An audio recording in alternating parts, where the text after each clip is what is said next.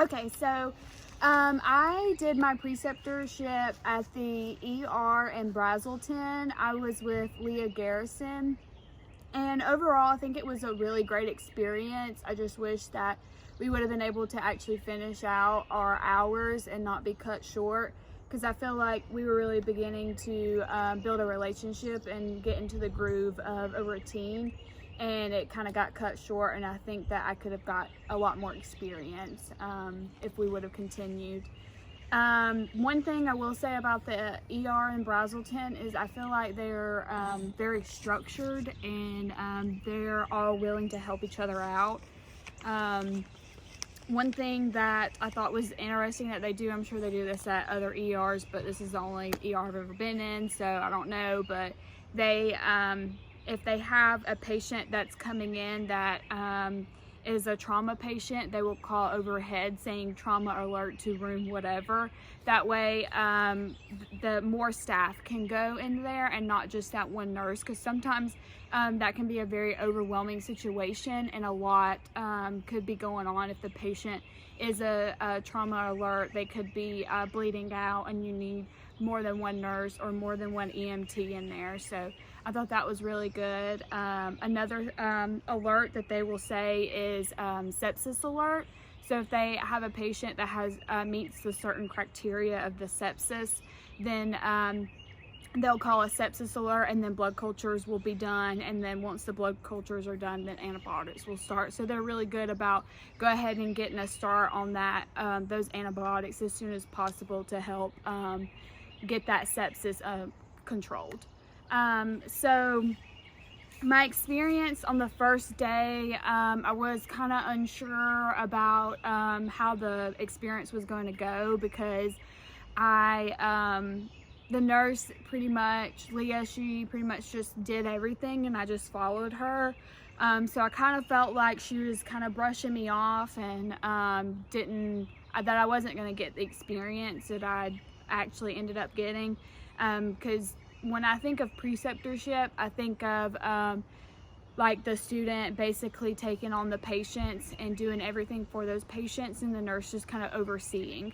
So for me, this was just like another clinical day on that first day, just kind of following the nurse around and not doing much.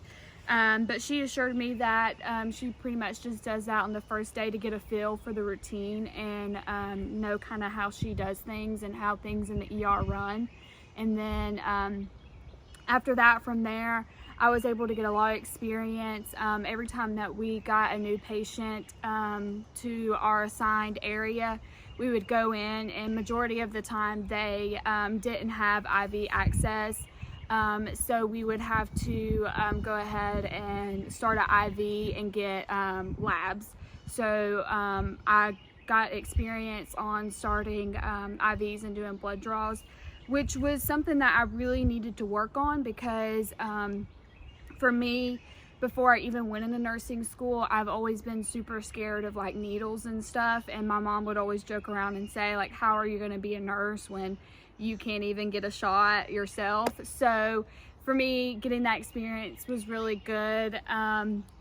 The first IV that I actually got was in the ER in Gainesville. I had went down there just for like a couple hours for observation, and I ended up almost passing out and throwing up because of inserting the IV. It freaked me out a little too much. So being at Brazelton and getting the experience of starting those IVs, I feel confident in that skill, where before I kind of felt like I shouldn't even be a nurse because I'm not even able to insert an IV without getting woozy from it. So now I have excelled in that, so I'm excited about that and glad that I got that experience. As far as patient-wise, there was one day that we had a patient that come in that was in cardiac arrest. We actually presented a case study for critical care based off of this patient. So he basically had an allergic reaction to IV contrast. I was able to see the whole process of what happens during a code. So from the very start, I saw them bring in the patient, and the EMTs were performing CPR on the patient. The charge nurse took over CPR, and they just continued from there. They got the patient into the room that's dedicated for things like that. So I got to see them. He actually lost his IV access that the EMTs had placed, so I got to see them drill in an IO into the knee. He actually ended up having to have 2 of them, so I got to see that. I got to see the doctor kind of giving instructions the whole time. They would stop compressions to check for a rhythm or a pulse, and they would use the Doppler, and just, you know, different things like that. All the collaboration between the EKG people in there, the EMTs, the nurses, the doctors, lab, chest x-ray, just everybody that was in there, getting to see them collaborate with each other and communicate, and just figure out what's going on with this patient. So eventually, after some epinephrine and Benadryl and other medications were given, they maintained an airway, and he was transferred up to the ICU. One thing about the ER is you don't really know what happens after you transfer them to somewhere else. So I don't know if that patient lived or died. I hope that they lived, but it's just, I guess, a downfall, I would say, to the ER is once you treat that patient and you send them home or you send them to a floor, then you don't really know what happens after that. So, other thing about the ER that I was able to experience was a very broad spectrum on the patients. Typically, like on a med-surg floor, which most of our clinicals have been, most of those patients are elderly, older population. You might get some that are like in their 40s or so.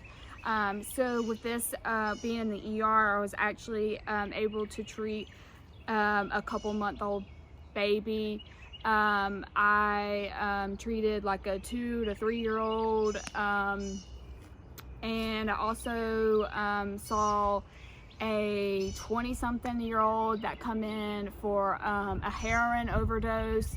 So with the ER, you never really know what you're gonna get. It's not the typical appendicitis or you know, surgery patient. You might have a woman come in with a miscarriage. You might have somebody come in with psychiatric issues. They might have cut their wrist or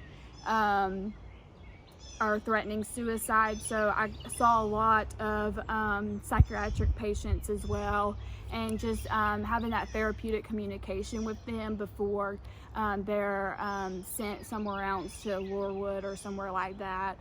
It's really important to keep an open mind and not be judgmental of those patients. I kind of saw where some of the nurses on the floor were kind of like, oh, I got the mental health section, because they got it sectioned off.